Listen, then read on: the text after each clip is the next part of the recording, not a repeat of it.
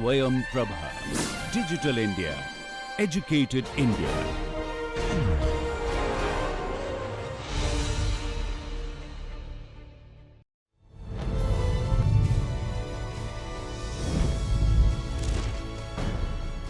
Yoga Karmasu Kaushalam.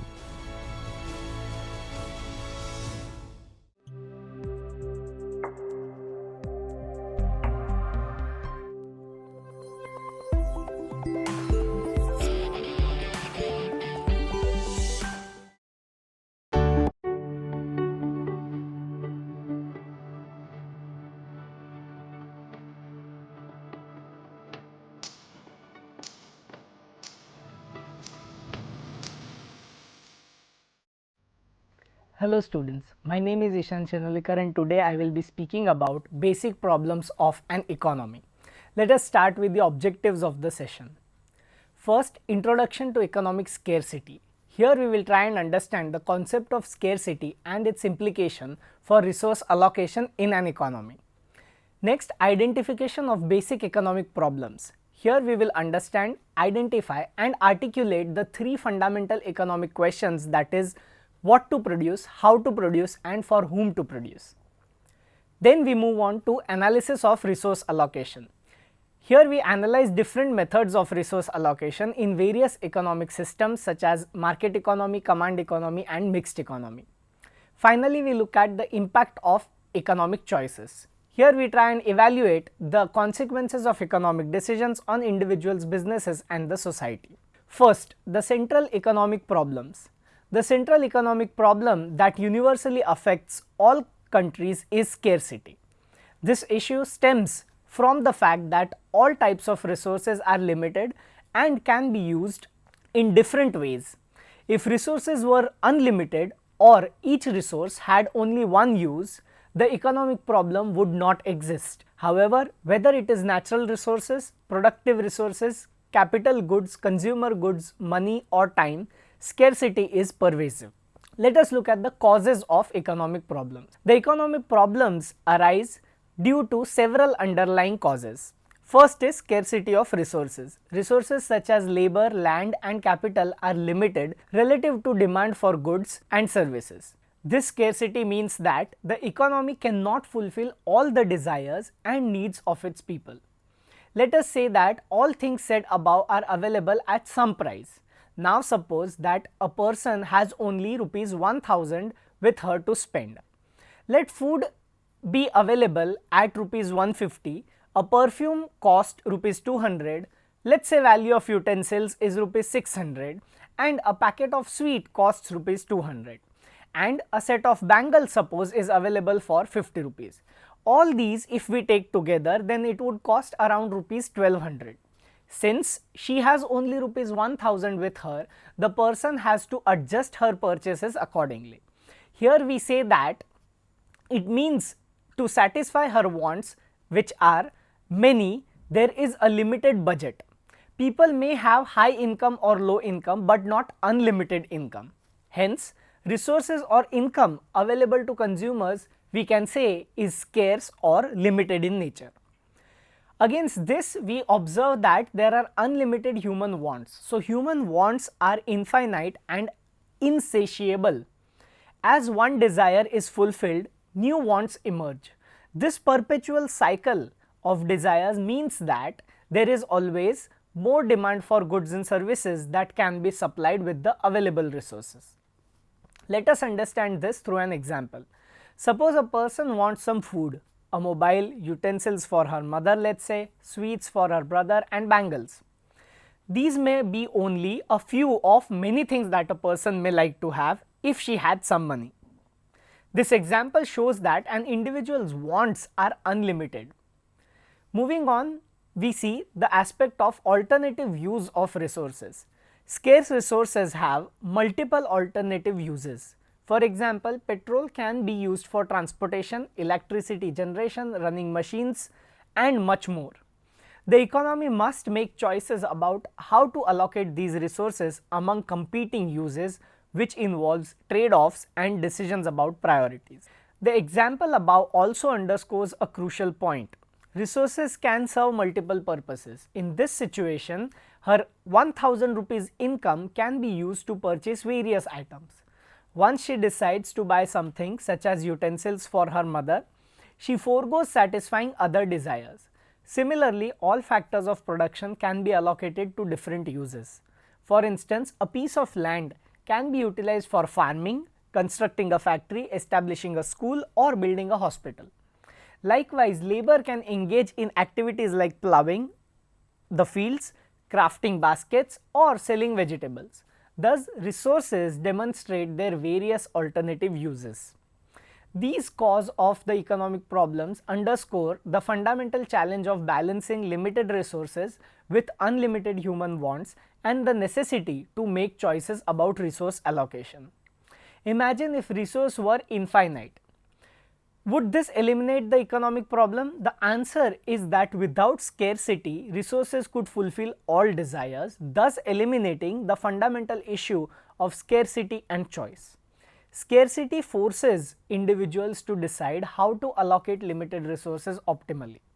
This process, known as resource economization, involves using resources efficiently to maximize benefits rather than being frugal with their use. It emphasizes prudent and efficient resource utilization to achieve the greatest possible advantage from limited resources. Now let us look at the central economic problem of scarcity, which leads to 4 fundamental problems or questions which are generally seen that every economy must address. Collectively, these central problems are called the problems of allocation of resources. And the first question or the first problem is what to produce. This involves deciding which goods and services to produce given limited resources. It includes determining the types and quantities of goods, such as choosing between producing more guns or more butter, which is the classic example taken generally, or prioritizing between capital goods and consumer goods. Scarcity necessitates choice because it requires individuals and societies to prioritize their behavior and wants to allocate resources efficiently. The challenge of determining what to produce and in what quantities is universal across all economies. Each economy must decide how to allocate its resources between producing consumer goods and producer goods. Additionally, it faces choices regarding the balance between luxury goods and necessities or mass consumption goods. Economies also grapple with decisions about the allocation of resources between civilian and defense goods. In essence, the allocation of scarce resources necessitates decisions about the mix of goods and services to produce. This dilemma can be addressed through governmental resource allocation across different sectors of production. Alternatively, it can be resolved through market mechanisms as well, where people's preferences and the prices of goods and services dictate production levels, which is called market economy. Let us now look at the aspect of choice. Choice in economics refers to the decision making process where individuals, businesses and governments allocate scarce resources among competing uses. The concept of choice is illustrated through the following points. First is opportunity cost. When choices are made, there is an opportunity cost involved. The value of the next best alternative foregone. For example, if a society chooses to allocate resources to build new schools, the opportunity cost would be investing in healthcare or infrastructure. The next point leading is trade-off. Choices involve trade-offs because allocating resources to one means foregoing the other. Businesses may choose, for example, to produce certain goods over other based on market demand and profitability, while government decides spending on different priorities based on public policy goals. Further, we have decision-making frameworks. Economic agents use various decision-making frameworks to make choices effectively.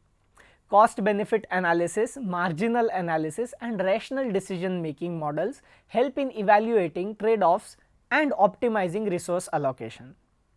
The problem of what to produce addresses the allocation of limited resources among competing goods and services.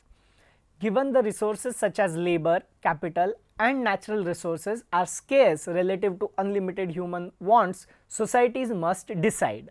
First, they look at the types of goods and services. Which goods, for example food, clothing, housing and services such as healthcare, education, transportation should be produced.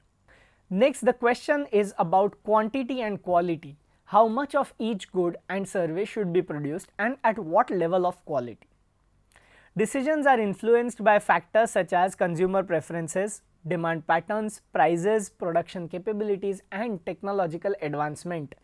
Further, availability of resources and societal values as well. If we think of a diagrammatic representation, a simple diagram can illustrate the relationship between scarcity, choice and the opportunity cost. This diagram is called the production possibility frontier or PPF in short. The PPF graphically represents the maximum combination of goods and services that an economy can produce given its resources and technology. It demonstrates the trade-offs that arise from scarcity and choice. Points on the PPF curve or PPF indicate efficient allocation of resources, while points inside the curve represent underutilization, and the points beyond, that is outside the curve, indicate unattainability with current resources. So, as you can see the diagram, there is a curve and different points inside and outside. In this figure 1, the PPF illustrates the concept of what to produce. The PPF shows the maximum combination of goods and services that an economy can produce given its resources and technology.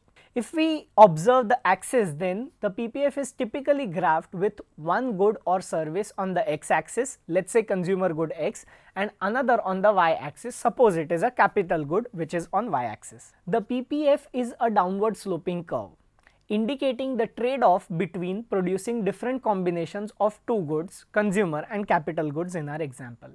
Points on the PPF or the curve represent efficient use of resources. Here in the diagram, point B represents a unique combination of capital goods and consumer goods where priority is given more on capital goods as compared to consumer goods. As we move along the curve downwards, point D represents the combination of goods where consumer goods are more compared to the capital goods, utilizing the same resources for the production of these two goods. The economic interpretation says that it's about the economy whether the economic structure gives more priority on the capital good or consumer good based on its requirement given the infrastructural, societal, economic and political constraints of that economy, given the fact that resources are scarce. Trade-off between two goods ensure that if some goods are produced in larger quantities, some other goods will have to be produced in smaller quantities.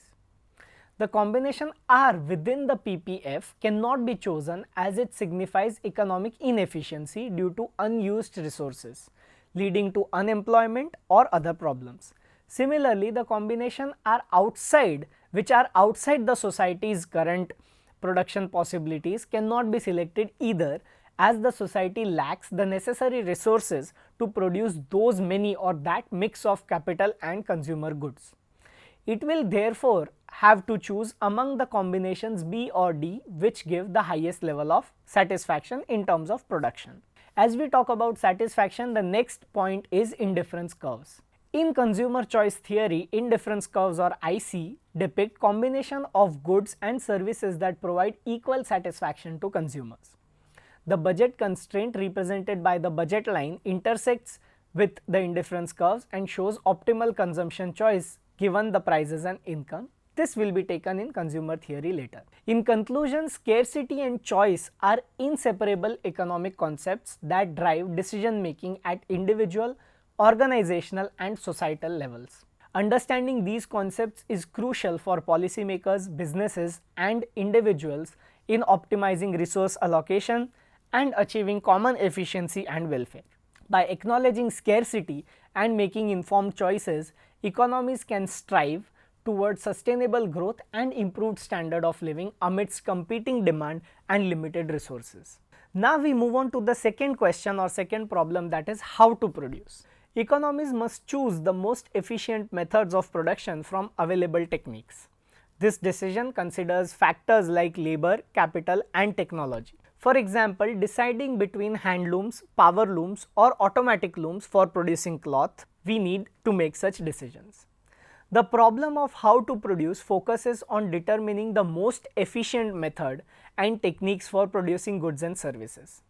This decision involves choosing appropriate technology and production needs. For example, manual labor, automated processes and so on. Next, optimizing the use of scarce resources such as labor, capital, land is very important, which is also done keeping in mind minimizing production costs while maximizing the output and the quality. Producing goods in an economy involves complex decisions regarding resource allocation, technology use, specialization, efficiency and sustainability, all influenced by economic systems, policies and global dynamics. Let us have an example for few of them. Thinking of resource allocation, the first step is to allocate resources efficiently. Resources include natural resources such as land, labor, capital and entrepreneurship. Economies aim to allocate these resources in a way that maximizes the production output. Moving on to production methods. Here it is important to determine the methods and technologies to be used in the process of production.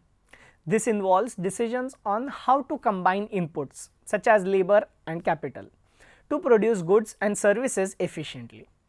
Techniques range from traditional methods to advanced technologies, each affecting productivity and costs. Moving on to different aspect called specialization and division of labor. So, specialization involves focusing on producing specific goods or services where a country or a firm has, as we call it, a comparative advantage.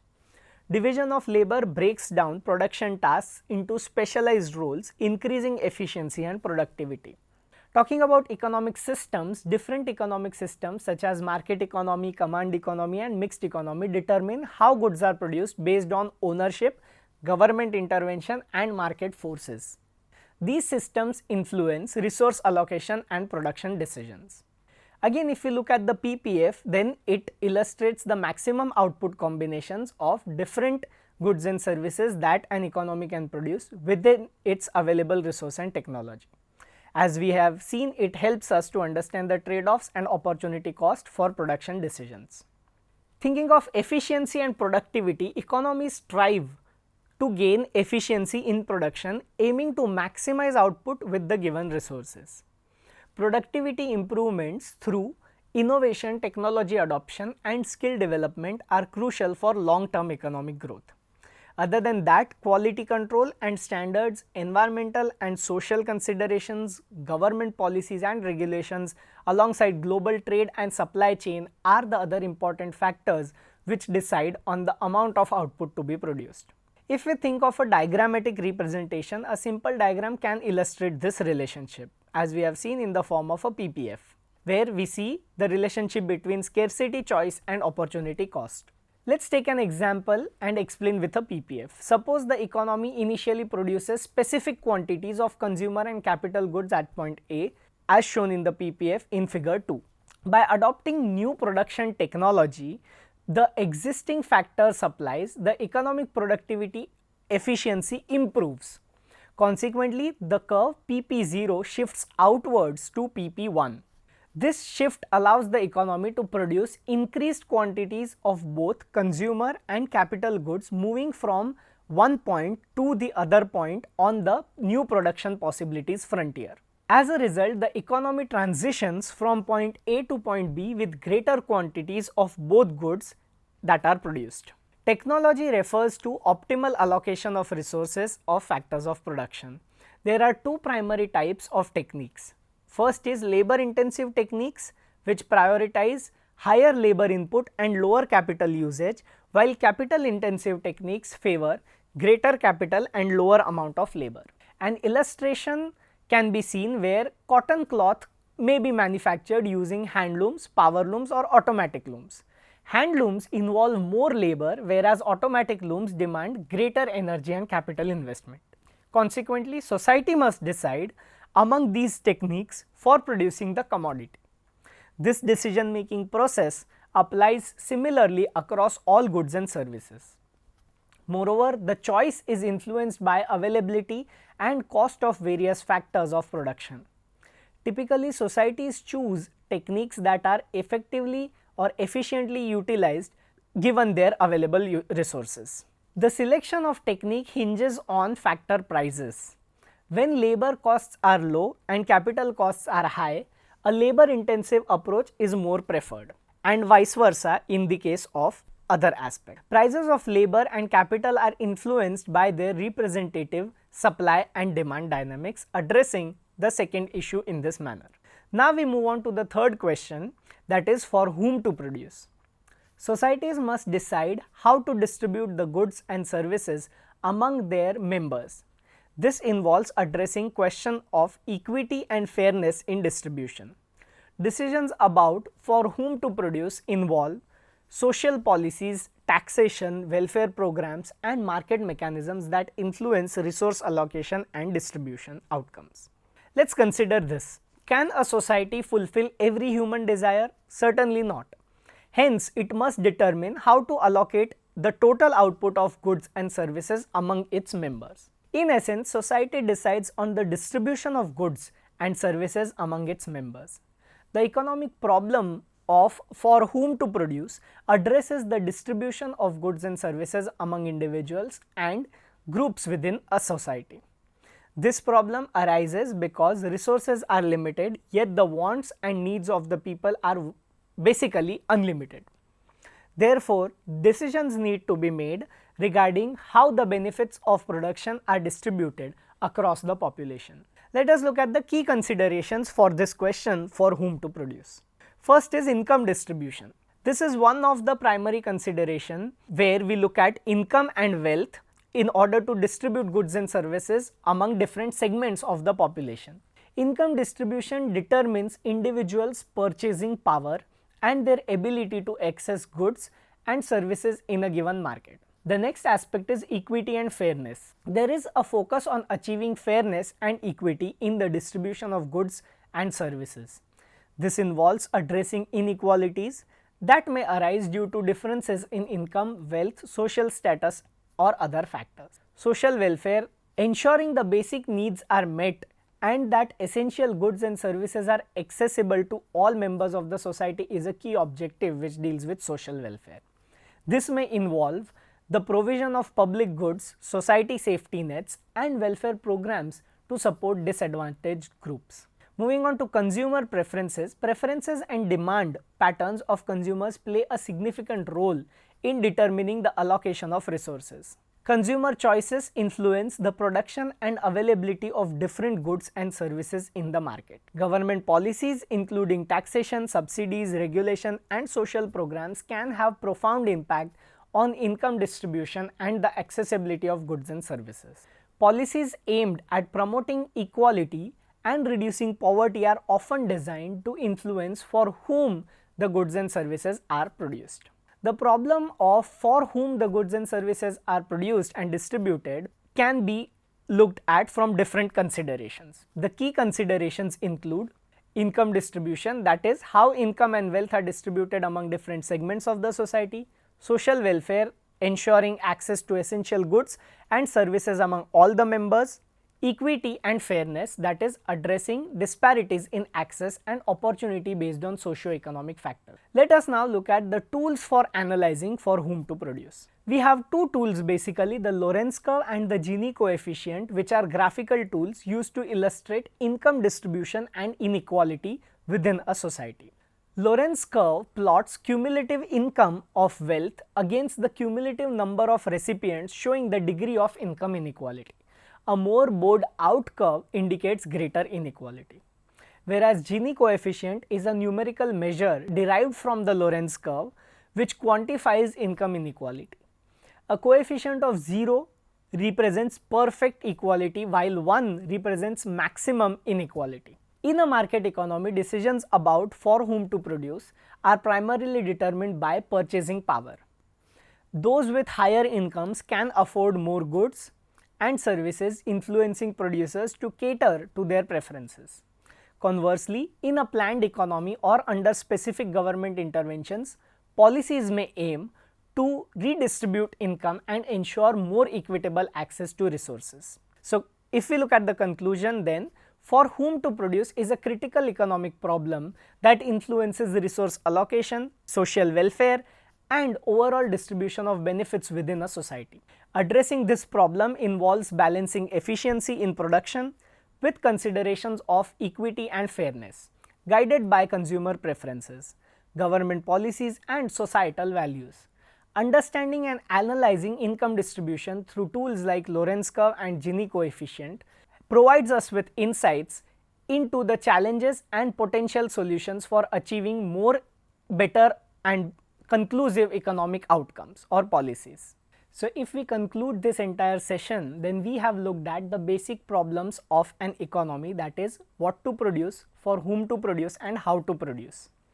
These are essential problems that every economy faces irrespective of the income level, whether it is the developed economy, developing economy, or an underdeveloped economy. These questions or these problems will stay, because the aspect or the important point here is that the human wants are unlimited. It does not matter what is the level of income, the amount of wants that people have are unlimited and they go on increasing, whereas the amount of resources are limited and have alternative uses. This is the crux of this session, and I hope you understood and are clear with the concepts. Thank you so much.